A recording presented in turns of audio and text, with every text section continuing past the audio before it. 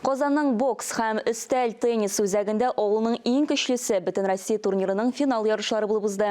Бәйгедә Россиянең 31 төбәгеннән 1500-дән артык иң көчле яшьләр, студентлар катнашырга теләк белдерде. Беренче турны үз төбәкләрендә үтеп, ярым финалга чыкканнар Казанга җыелды. Тулырак Фәннур Хәсәнов видеоязмасында.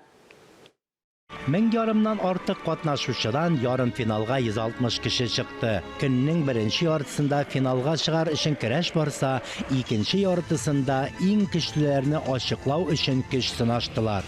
Җиңүчеләрне бәяләү Олимпия ярышларында кебек алып барылды.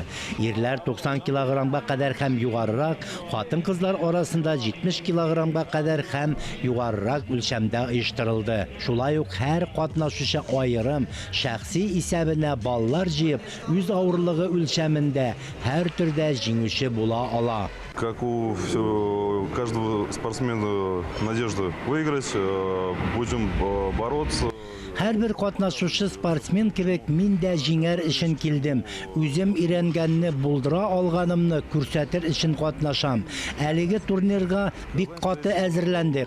Казан безне бик җылы каршылады. Бик матур шәһәр, оештыручылар белән без инде күптәннән таныш. Алар безнең Саран шәһәренә килеп, сайлап алу турында катнаштылар. Безгә финалда катнашырга рөхсәт бирделәр. В принципе, я увлекалась с детства разными видами экстремального спорта. Мин яшьтән үк спортның берничә төре белән шөгыльләнәм. Парашют белән сикерү спорты, җиңел атлетика.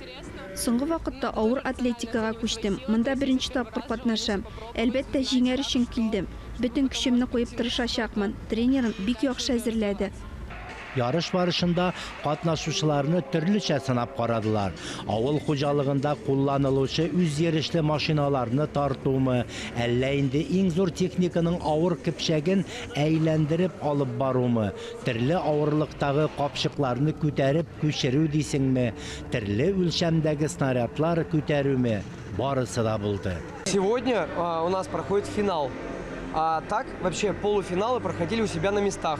Бүген финал көне. Аңа кадәр без һәр регионга барып, әлеге ярыш этапларын карадык, бәяләдек, сайладык. Россиянең күп регионнарында булдык. Камчаткадан алып Калининградка кадәр. Иң көчлеләр бүген Казанга килделәр. Югары дәрәҗәдәге ярышлар булачак.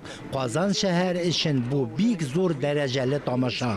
Иң көчлеләр сыңыннан билгеләнде. Һәрбер җиңүчегә акчалата бүләкләр тапшырылды. Фәннур Хәсәнов, Ленар Хәбибуллин, Татарстан яңалыклары.